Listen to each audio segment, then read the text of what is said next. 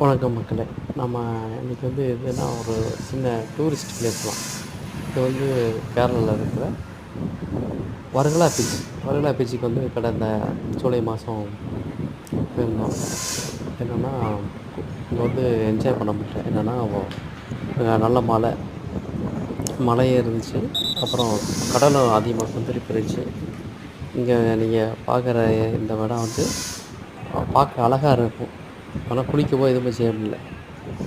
சின்ன பிள்ளையில் வந்து குளிக்கிறது தான் அதிகபட்சம் கூட்டிட்டு போயிருந்தோம். கடலில் குளிக்க முடியல.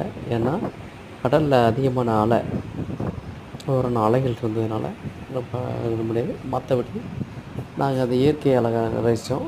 நீங்கள் கேரளா டூர் பிளான் பண்ணியிருந்தீங்கன்னா ஜூன், ஜூலை, ஆகஸ்ட்டை வந்து நீங்கள் கவனமாக பிளான் பண்ணி நீங்கள் போகலாம்.